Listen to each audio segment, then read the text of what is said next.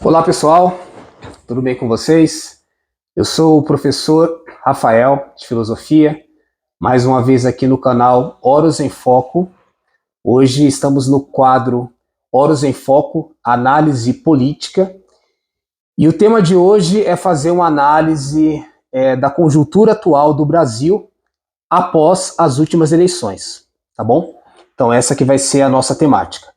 Antes de apresentar aqui o meu colega, meu grande amigo, companheiro Fabrício, eu vou pedir para vocês não esquecerem sempre de nos seguir nas redes sociais. Então, no Instagram e no TikTok, Horus em Foco, tudo junto. No YouTube, Horus em Foco também. E no Facebook, Horus. Então é importante, pessoal, que vocês possam seguir o nosso canal aí nas redes sociais, também aqui no YouTube, compartilhar os nossos vídeos, curtir os nossos vídeos, para que cada vez mais os debates, as abordagens que forem feitas aqui possam ter maior alcance. Então a gente conta com a colaboração de todos vocês. Fabrício, primeiramente, cara, é um prazer, uma satisfação tê-lo aqui. E a gente tem, além de uma proximidade aí na profissão, a gente também tem uma amizade. A gente troca aí muitas figurinhas do ponto de vista filosófico, político. E para mim é um prazer tê-lo aqui. E aí eu gostaria que você pudesse se apresentar para a galera conhecer quem é o professor Fabrício. E depois a gente vai aí para o tema que a gente vai discutir hoje. Claro, Rafael. Primeiramente, eu que agradeço o convite de poder estar fazendo essa resenha aí no seu canal. Bom, eu me chamo Fabrício, sou professor de filosofia aqui na Zona Sul de São Paulo. Estou há alguns anos aí na caminhada, juntamente com você. E é isso, cara. Vamos conhecendo espaços, gente, fazendo essa troca aí, que sempre nos enriquece, né? Perfeito. Muito bom, meu querido. Então vamos lá. Evidente que antes de entrar no nosso tema de hoje, nós somos professores e eu vou fazer aqui uma missão que a gente não tinha combinado antes, mas eu gostaria que você faça também essa análise um pouco, dentro dessa pergunta inicial que eu farei, sobre como que você entende que o professor ele se encaixa nesse processo. Então, por exemplo, hoje a gente está num Brasil que passou por um processo de polarização muito acirrado. Tivemos aí uma eleição, saiu Bolsonaro, entrou Lula, mas independente apenas de falar de personalidades políticas, que Brasil a gente pode dizer que existia, que estava em curso antes dessas últimas eleições, e que Brasil agora iniciou a partir dessa nova eleição e desse resultado. Não só para o nosso cenário interno, mas também pensando um pouco no nosso cenário externo. Qual é a visão geral que você tem desse último resultado das eleições? Eu acredito que essa última eleição ela foi chave para desatar o nosso destino interno e externo também, né? É um contexto de uma extrema-direita mundial, não só no Brasil, mas nos Estados Unidos, na Polônia, na Hungria, enfim, na Itália agora com a Meloni, né? Nós temos aí simpatizantes da ultradireita, né? Então acredito que assim, conter a extrema-direita no Brasil foi um grande passo que nós demos, né? Ou seja, um retorno à democracia, né? Certo. E quando eu penso democracia aqui, eu estou pensando uma coisa concreta, né? Jogar dentro das quatro linhas. Você falou em polarização, ok. o Brasil ele vive muita coisa da partido político parecendo uma torcida de futebol, né? Certo. As paixões estão à flor da pele. Acho que isso é um problema para a democracia no que diz respeito e aqui como professor, ouvir, escutar o outro, construir o conhecimento. Certo. Né? Então, assim, acredito que o primeiro passo foi dado, conter as investidas da extrema-direita no Estado brasileiro, trazer uma certa normalidade, um certo respeito às instituições. Isso é de extrema importância para a continuidade da democracia. Né?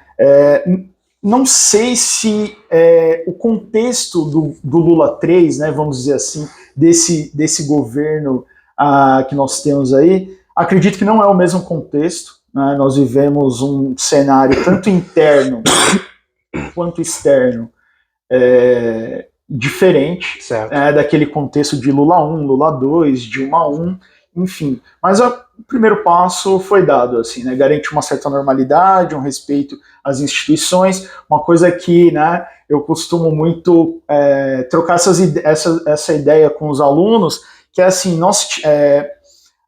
com a contenção, não sei se nós podemos falar em fascismo brasileiro, né?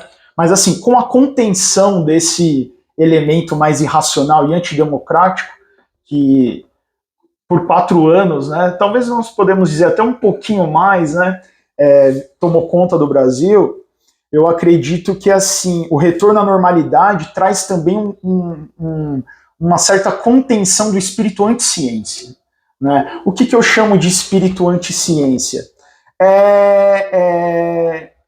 Essa narrativa, por exemplo, do terraplanismo, né? Essa narrativa de negação dos fatos históricos, né? De falsear fatos históricos, então a negação do Holocausto, né? A negação da ciência, o movimento antivacina, né? A negação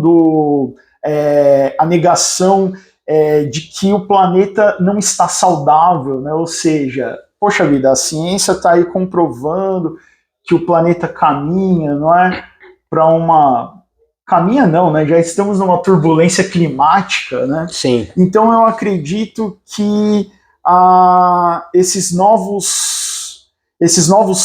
nova fase na vida da democracia brasileira, ela foi importante para a cultura democrática, para a valorização das ideias, da discussão, do diálogo, uma vez que a extrema-direita ela é anti-ciência, ela é anti-democracia e ela é anti-diálogo também. Então acho que essas últimas eleições, essa última eleição, ela inaugurou ou ela trouxe novamente à superfície uma certa, não só normalidade, mas podemos dizer uma característica saudável, né, de valorização das relações, né, do encontro, a importância de se encontrar para trocar ideia com o diferente. Acredito que tenha sido isso, assim. Interessante essas colocações, porque tem 2 pontos que você traz na sua fala que eu acho importante a gente fazer uma abordagem, um aprofundamento maior, que é o seguinte: muita gente que vai assistir o nosso vídeo, ele vai falar assim, peraí, por que a gente não pode ter polarização? Por que a gente não pode ter opiniões divergentes? Por que a gente tem que combater a extrema-direita como se ela fosse um mal que não cabe espaço no meio social? Então, eu gostaria que você pudesse aprofundar, para quem está ouvindo, por que, quando se fala de extrema-direita, você não está falando de apenas um outro lado da moeda, um outro lado opinativo, mas você está falando do cessamento de qualquer diálogo, de qualquer discurso, de qualquer espaço de debate. Então gostaria que você pudesse colocar isso, porque não é apenas 2 lados divergentes, politicamente falando, no espectro político. A gente está falando de coisas que vão além dessa questão. Esse é um ponto que eu gostaria que você desenvolvesse. Um outro ponto, já que nós somos professores, e você colocou muito bem toda essa sua fala dentro do aspecto da sala de aula. A escola, eu poderia dizer assim, e gostaria que você desenvolvesse. A escola não é o lugar da opinião, do partidarismo, da questão da polarização, mas a escola é o lugar da ciência, é o lugar do pensamento crítico, e aí qual vai ser o lado ideológico, partidário que você vai seguir, vai depender exatamente dessa fundamentação científica, que vai ajudar a você ter elementos para fazer uma decisão política. Uhum. Então, desmistificar a escola como esse lugar da doutrinação, que inclusive é a fala, né, do Flávio Bolsonaro, Sim. recentemente, que os professores são doutrinadores. Então, por que na verdade ser científico não é ser doutrinador? Então esse é o segundo ponto. E o primeiro é por que dar espaço à extrema-direita não é dar espaço ao espectro político, mas é cessar exatamente qualquer possibilidade de política. Eu acredito que sobre a extrema-direita, o problema do discurso do ódio, né? Que voltou muito à tona, as questões da fake news, certo? Não é? Então, assim, veja bem, liberdade de expressão, ela não tem vínculo com discursos de ódio. Certo. Né? Então, por exemplo, uma coisa é você colocar, inclusive, até me vem à memória a época que a polarização era entre o PT e o PSDB, né? Porque era uma polarização saudável, né? No sentido de que você poderia sentar para conversar, concordar ou não sobre o papel do Estado nas políticas públicas, certo. Sabe? Se você acha que deve ser a economia de mercado, ou se deve ser um Estado desenvolvimentista, se o mercado deve intervir mais ou menos, isso é democrático. Né? Eu acredito que esse debate é saudável. Né? Agora, sim, a extrema-direita, por estar calcada naquilo que alguns autores vão chamar de mistificação da realidade, né? Ou na fetichização das coisas, né? O Adorno gostava, a teoria crítica gostava de trabalhar com essas categorias do fetiche, do elemento irracional que mistifica a realidade. Ele não esclarece, ele mistifica a realidade. Então eu acredito que a extrema-direita ela é anti-esclarecimento, ela fetichiza uma visão mais concreta da sociedade, né? E quando você fetichiza, você constrói a figura de um inimigo, né? Então nós podemos pensar que a Alemanha nazista ela construiu em cima do judeu a figura do inimigo, né? Assim como, por exemplo, num determinado contexto dessa última conjuntura da vida política brasileira, foi construída a figura do antipetismo.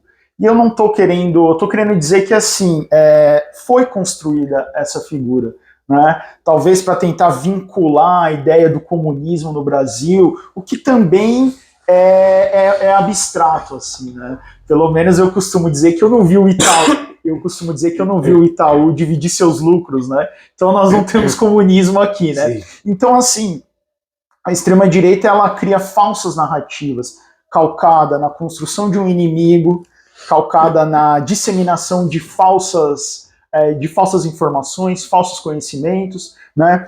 E é nesse sentido que a extrema-direita ela deve ser. Nesse sentido, a extrema-direita ela foge do debate saudável, né?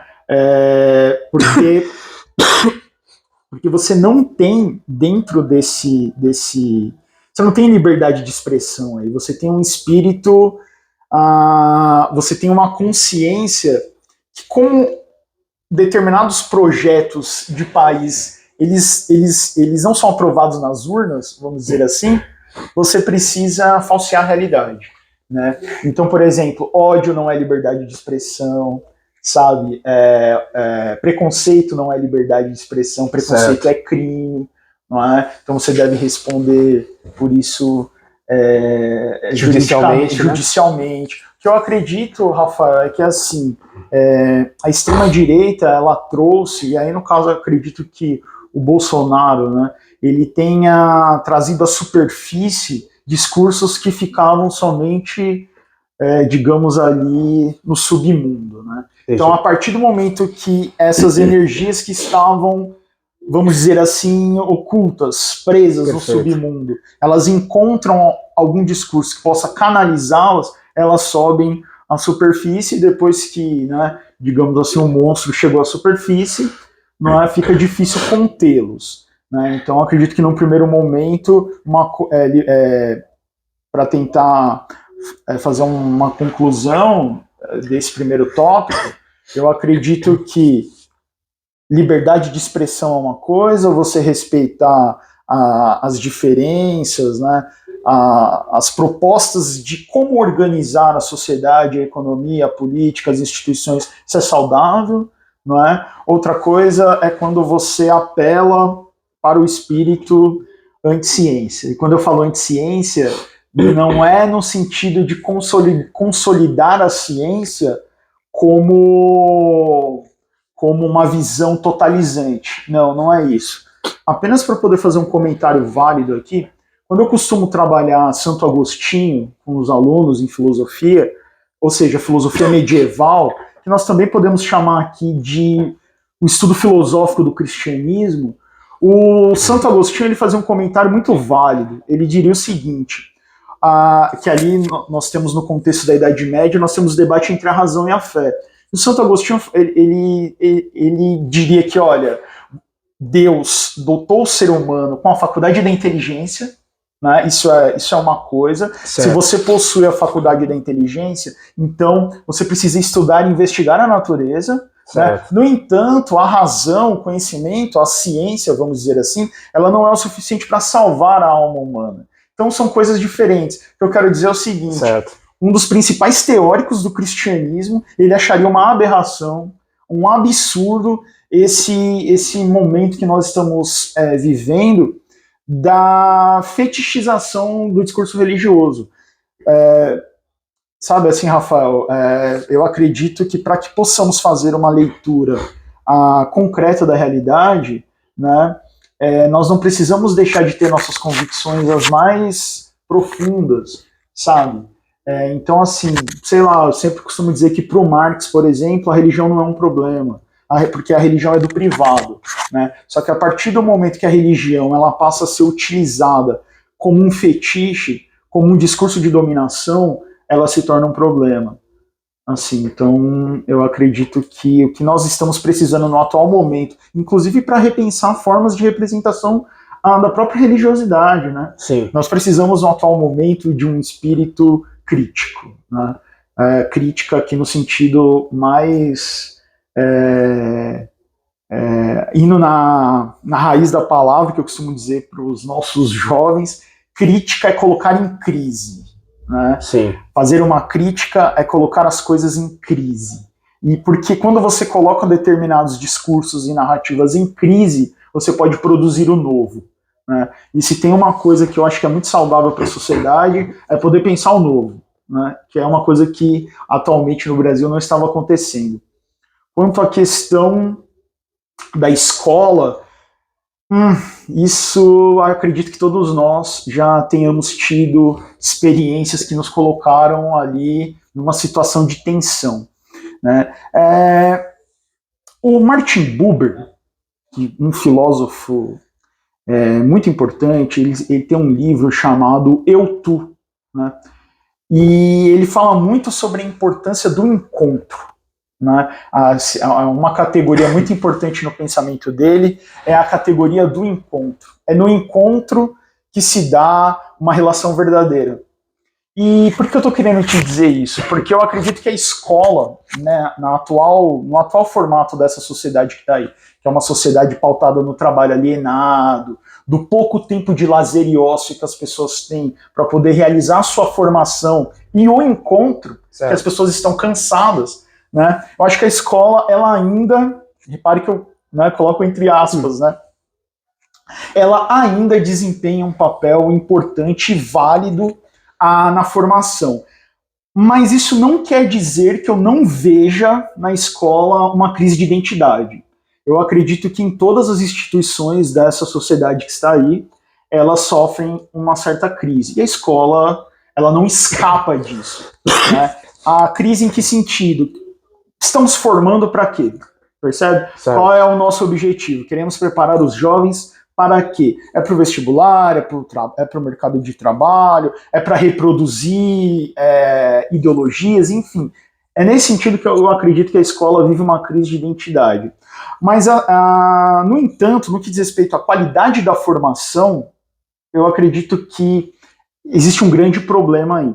Mas a escola, ela ainda é um dos poucos espaços que nós temos nessa sociedade, dentro desse formato que está aí, para podermos realizar os encontros. É um único, eu acredito que, porque isso não vai acontecer na igreja, isso dificilmente está acontecendo em casa, né?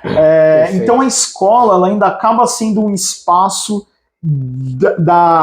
eu vou usar esse termo agora, de uma chama, sabe? De uma fagulha do diferente poder vir à tona. Então, assim, a escola, ela é um espaço, ela deveria ser o espaço da formação. E quando eu falo formação aqui, eu falo no sentido forte da palavra, pensando com Kant, pensando com Hegel, a formação da consciência, ou seja, os indivíduos, através das suas experiências históricas, nós somos seres no mundo, nós vamos construindo essa nossa identidade, esse nosso eu. Né? Então, formação para mim é formação nesse sentido. Não é um simples curso que nós fazemos, ou que seja online, que seja presencial. Sim. É formação no sentido filosófico, humano, existencial. Então eu acredito que a escola ela tenha problemas no que diz respeito a essa formação no sentido forte da palavra. Né? No entanto, nós ainda podemos resguardar a escola como um dos poucos espaços do encontro, dos possíveis encontros e troca de ideias. Assim. Eu acredito que esse espaço ele existe, ele é uma resistência a esse discurso da extrema-direita, que recorrentemente volta de professor doutrinador. O Kant, que foi um filósofo alemão do século XVIII, ele dizia que nós temos que dizer para as pessoas que elas precisam, não que elas devem pensar, mas que elas devem aprender a pensar por si mesmas. Ou seja, é a tese do Kant da autonomia, né? Certo. Que é duas categorias muito importantes na filosofia. Você sair do senso comum e você aprender a pensar, né? Aprender a pensar por si mesmo. Eu acredito que a escola, enquanto um espaço de formação da consciência, que embora esteja em crise, ele também pode incomodar. Eu acredito que a escola de qualidade, ela incomodaria, né? Certo. Eu digo que ela incomodaria no futuro, talvez abstrato, porque embora nós tenhamos conseguido democratizar o espaço, né, nós não conseguimos democratizar a qualidade ainda dessa formação. Né? Eu estou pensando aqui na escola pública, né, escola pública da periferia e tal. E então, eu acredito que esses discursos que espalham, que constroem essa figura do professor doutrinador, ele defende interesses, né? Ele não é neutro. Eu costumo dizer que assim, o interesse que eu tenho nos alunos, eu não tenho nenhum interesse alheio à pedagogia, no sentido, eu não tenho interesse financeiro, por exemplo, como algumas instituições que falam de educação têm, né? Sim.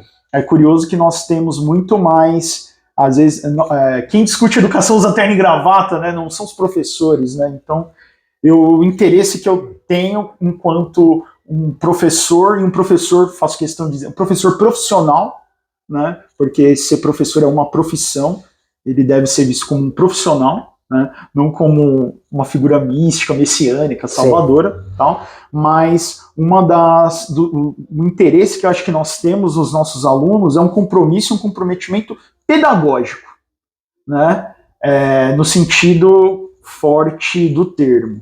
Então, realmente, você tem razão, esses discursos eles vêm muito mais para poder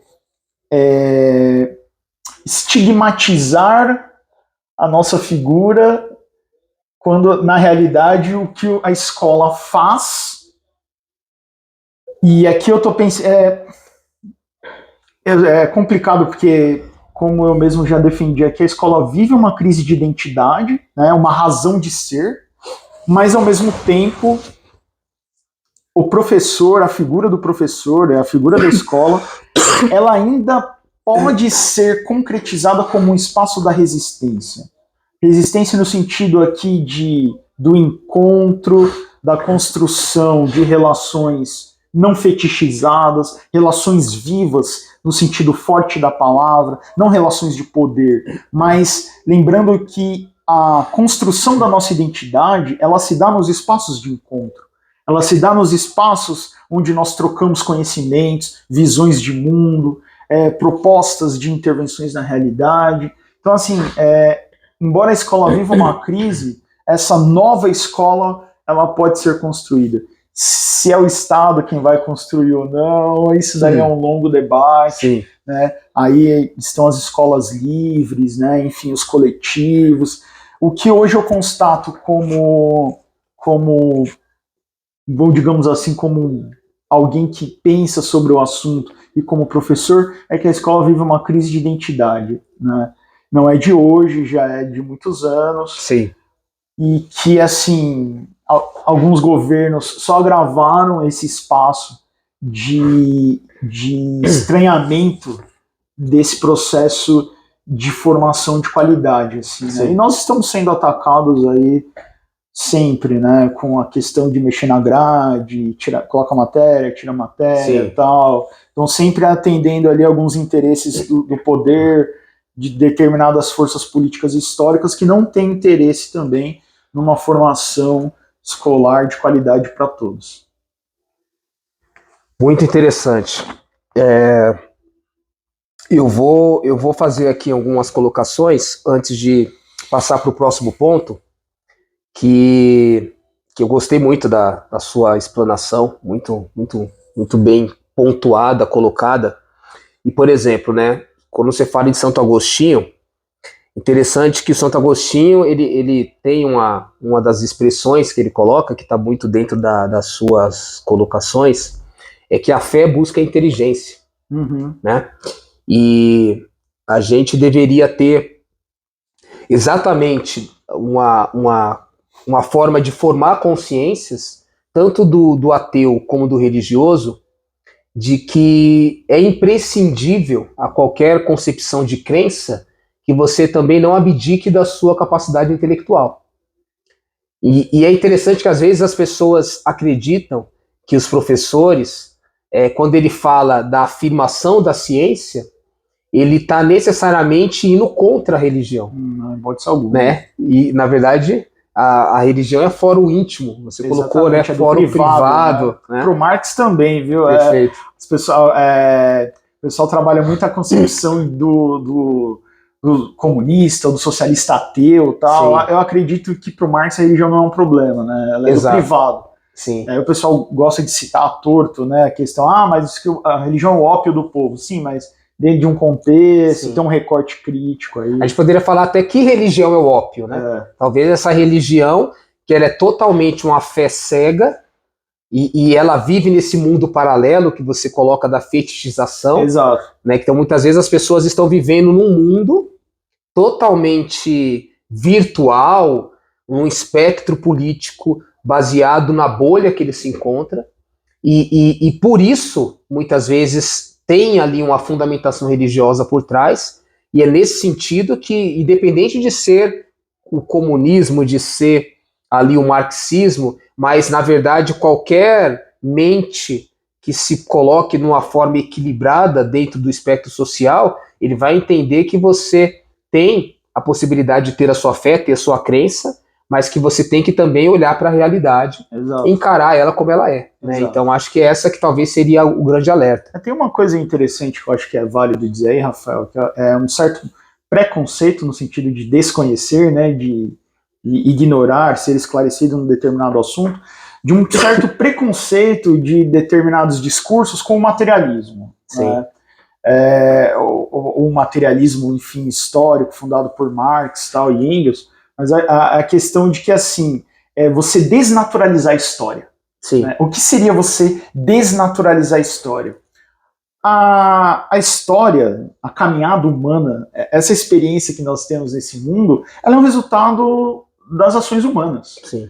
Né? Então, assim, desnaturalizar a história é você tomar consciência, né, e se emancipar nesse sentido, né, de que o mundo é um resultado da prática humana. Né? A cultura talvez seja a nossa maior riqueza, e a riqueza, estou pensando aqui, do gênero humano, ela é um resultado das ações e da intervenção humana no mundo. Sim. Então, por exemplo, os problemas humanos, eles pouco têm a ver com a vontade ou não de algo transcendente, né? De um ator fora da história. Né? Muito pelo contrário, sabe? Desnaturalizar a história é você assumir a responsabilidade pelo processo. Sim. É você fazer as intervenções, é você detectar os problemas mundanos e tentar resolvê-los. Então, um exemplo muito simples, a desigualdade social, a fome no mundo, ela não é uma vontade de Deus. Sim. O mal no mundo não é uma vontade de Deus. É a própria forma como os próprios seres humanos construíram essa lógica social, essa sociedade, esse formato que está aí. Então, desnaturalizar a história é você assumir a responsabilidade de que o mundo é uma construção humana. Sim. Não é as suas políticas. Né? Então, por exemplo, nós temos uma jornada de 8 horas por dia de trabalho, mas nós poderíamos pensar, poxa vida, o mundo seria muito melhor se nós trabalhássemos menos. Sim. Né? E tivéssemos mais tempo para viver a vida, viver, que eu digo aqui no sentido filosófico, no sentido mais forte do termo, Sim. que é viver a vida, é viver o momento, o instante, você poder passear com seus filhos, ir ao teatro, ir ao cinema, ir a um jogo de futebol, encontrar os amigos, não somente aos sábados e aos domingos, né? Mas durante a semana mesmo, sabe? Você trabalhar menos e viver mais a vida. Então, essas são percepções humanas. O mundo não é assim porque Deus quis. Sim. O mundo é assim porque é resultado da própria dinâmica e construção e atuação dos próprios seres humanos. Exato. Na realidade. Então, assim, quando nós percebemos isso, quando nós detectamos que o mundo é o resultado de ações humanas, nós podemos fazer uma intervenção na realidade. Então, nós podemos pensar diferente, nós podemos mudar essa dinâmica e essa lógica social, mas para isso nós precisamos ter conhecimento, educação no sentido forte da palavra, sim, de formação, não é? Então eu acredito que seja importante fazer esse comentário em cima do materialismo, né? O sim, materialismo, ele é um método de leitura e análise da realidade, não é? E todo método você tem um fundamento teórico, não é? Sim. E eu acredito que isso seja importante, porque eu citei o Santo Agostinho, mas poderia... Eu vejo que, assim, determinados discursos muito mais... Eles continuam forçando determinadas consciências, sabe? A se manter na ignorância. Sim. E apelando para o místico. Quando, na realidade, eu acredito que, assim... Poderia utilizar nesses termos, inclusive, né? Poxa vida, se Deus quer a felicidade da alma humana, ele quer que ela tome conhecimento de si mesma, da realidade, dos outros, né? E isso, inevitavelmente, leva ao conhecimento. Não tem como, assim. Abdicar, né? Eu acredito que o próprio conhecimento, ele faz com que a própria alma do religioso se aproxime dele mesmo. Sim. Não, com certeza. Eu acho que, fazer um adendo aqui muito rápido, você falou do materialismo, né? Se a gente pensar até em categorias de fé, Jesus, ele seria o Deus materializado. Um Deus que era totalmente sobrenatural, ele também se torna matéria. E Jesus, nesse momento que Jesus estava materializado aqui nesse mundo, em nenhum momento o mundo se tornou um paraíso. Ou seja, o mundo continuou com as suas contradições, com seus problemas. Jesus ele foi aquele cara que andava com a bolsinha de moedas, inclusive Judas era um dos que cuidava do dinheiro, na verdade, das doações que os apóstolos recebiam, e eles iam distribuindo para os pobres. Ou seja, o que eu quero dizer com tudo isso? Jesus ele não foi o cara que o Deus materializado, ele não foi aquele cara que resolveu, muitas vezes, os problemas sociais por um passe de mágica, com oração. Ele foi aquele cara que combateu a miséria, pegando doações e dando para aqueles que mais precisavam.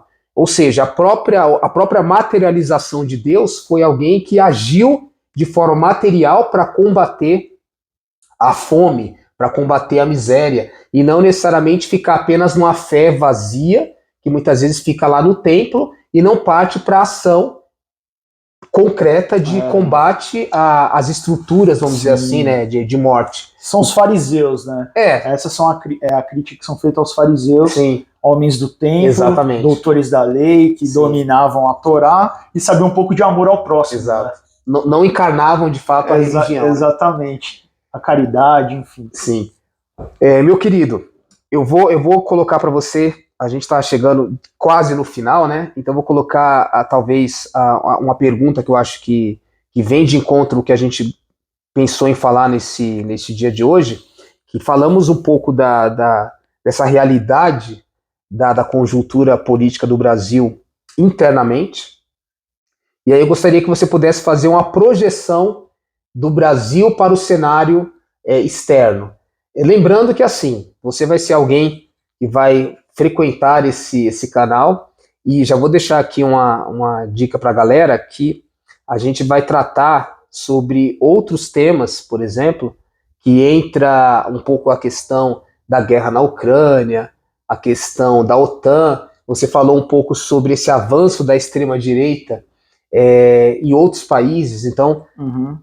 que é um tema que você gosta, que você estuda, então vai ser um recorte que nós faremos em outro momento. Já vou deixar essa dica aí para o pessoal ficar aí antenado, mas o que eu queria que você desenvolvesse hoje pensando nesse tópico, o Brasil após as últimas eleições. A gente sabe que houve um fechamento do Brasil, e o Brasil enquanto um ator no cenário mundial nas eleições antes das últimas eleições, no governo, durante o governo Bolsonaro, o Brasil, na verdade, ele fechou portas para o mundo, ele virou chacota para as principais potências, né, mundial. E aí hoje a gente tem um Brasil que começa a voltar ao cenário, por exemplo, da América Latina, ele começa a entrar para o cenário europeu também como uma potência, e para além disso, está se discutindo uma nova geopolítica, um país, ou melhor, um globo que não seja mais centrado apenas dentro de uma política externa mercadológica do dólar, dos Estados Unidos, e enfim, ditada pelos norte-americanos. Então, tá emergindo aí novamente o discurso dos BRICS. Sim. A Dilma foi eleita, né? Foi eleita, não, na verdade ela foi colocada como presidente ali do banco, né? Sim. Enfim, então eu gostaria que você pudesse fazer ali uma construção. Qual é esse Brasil que nasce para o mundo a partir dessas últimas eleições? Questão interessante. Eu não sei se é o Brasil que nasce ou se é o Brasil que volta. Eu costumo dizer que o Brasil tem um destino grande, é um país que tem aí no seu DNA essa característica importante da liderança, certo, mas com uma classe dominante aí, uma classe dominante que não olha para a Europa, não olha para a África, não olha para a América Latina. Certo. Então, assim, os 4 anos de governo Bolsonaro, eles tiraram o Brasil de um protagonismo de pautas importantes para a humanidade no cenário internacional. Então, o Brasil ficou marginalizado, né? Então, é curioso como em inúmeras reuniões, enfim, internacionais, o governo brasileiro estava de lado, lembra? Estava marginalizado. No Congresso de Davos, as pessoas não procuravam, né? Enfim. Então o Brasil meio que se tornou um pária internacional. Sim. O que é triste, porque o Brasil com o Celso Amorim ele é considerado, né, um dos grandes chanceleres aí que o Brasil já teve, e o Brasil despertando aí para um protagonismo, a questão do combate à fome, né, a questão do meio ambiente. Perfeito. Né, então, assim, acredito que depois das últimas eleições, aí, com um projeto, agora nós temos um projeto, né, de país. Eu acredito que o Brasil volte novamente a ter um certo protagonismo no cenário internacional. A questão dos BRICS, eu acredito que não tenho nenhuma dúvida, acompanhando aí alguns analistas como José Fiore, Pedro Costa Júnior, Paulo Nogueira Batista Júnior, o próprio Pepe Escobar, né, de que o Brasil tem uma grande relevância dentro desse bloco geopolítico, de um cenário o que é possível dizer hoje é que o mundo vive os estertores, né, o fim dessa configuração pós Segunda Guerra Mundial, da vitória dos aliados. Né? Então hoje nós vivemos ali, podemos dizer que nós estamos vivendo o parto, né, de uma ordem internacional onde nós teremos mais de um player. Né? Nós não teremos somente os Estados Unidos representando, sendo cabeça do sistema financeiro. Né? Então nós estamos vendo a gênese de uma ordem mundial onde tenhamos mais de um player. Né? Então o BRICS, por exemplo, que foi muito forte, o protagonismo do Brasil foi muito forte no Lula 2, né, Lula 1 e 2. Com o Bolsonaro, ele deu o Brasil virou um pária, né, e aí nós tivemos o bloco Sino-Rússia ali muito forte, a China e a Rússia. Acredito que vai ser muito importante assim, esse diálogo, essa proposta de você ter, por exemplo, mais autonomia, mais soberania. Eu acredito que o Brasil ele alçou voos muito, muito altos com Lula 1 e 2, no que diz respeito à sua geopolítica, à sua autonomia no tabuleiro, no tabuleiro internacional. Sim. E agora nós podemos novamente voltar a isso, né? Já que a China e a Rússia estão aí, a Rússia mesmo sancionada, ela se mantém aí como uma... Forte, né? Exatamente, forte, dentro das suas estratégias, enfim, a questão do ataque, da invasão da Ucrânia, ela é muito discutível, sim, mas no que diz respeito a toda uma russofobia, a uma marginalização da Rússia, sim, desde a queda do Muro de Berlim, o fim da União Soviética, né, é algo que o avanço da OTAN, como você mesmo disse, é um grande problema, né, para a Ucrânia e a Geórgia são cruciais para a Rússia, né, então aqui não, sabe? Mas tudo isso, sem dúvida nenhuma, Rafael, alguns chamam de Guerra Fria 2.0, né? São os partos de um mundo multilateral, de um mundo onde você não tenha, você tenha mais possibilidades.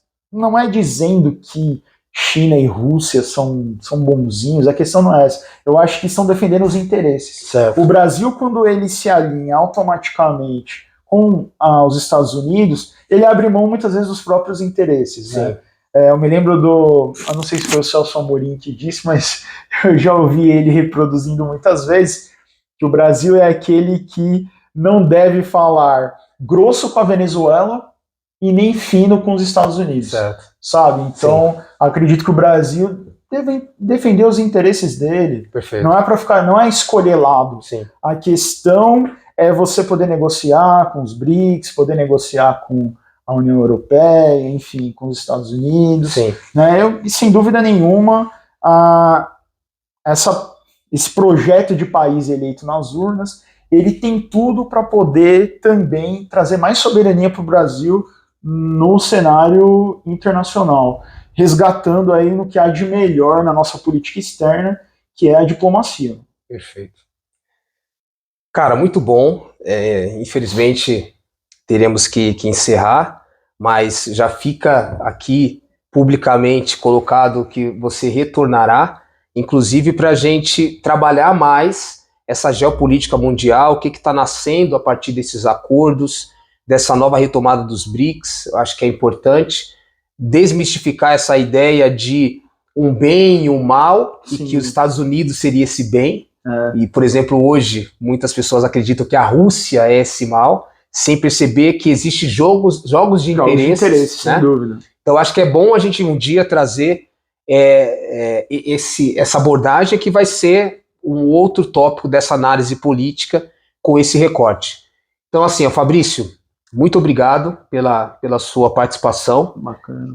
Como eu coloquei, já deixo aqui convocado que você vai ser aí uma cadeira cativa nesse programa, nesse canal. Legal, eu que agradeço o convite, Rafael. Sucesso pro canal. Para nós, né? Sim. Muito da hora. Valeu. Tamo junto, irmão. Então, pessoal, ficamos por aqui hoje. Novamente, gostaria de pedir para que você possa curtir esse vídeo, compartilhar, para que cada vez mais o algoritmo entenda que o que está sendo debatido aqui é relevante, que você e outras pessoas merecem ter esse conteúdo. Então é importante que você possa curtir, nos seguir nas redes sociais. Então, novamente, no Instagram e no TikTok, Horus em Foco, aqui também no YouTube e no Facebook, Horus. Então é isso, até o próximo quadro, e é isso. Muito obrigado pela colaboração de vocês, pelo acompanhamento. Horus em Foco, o sol da origem infinita.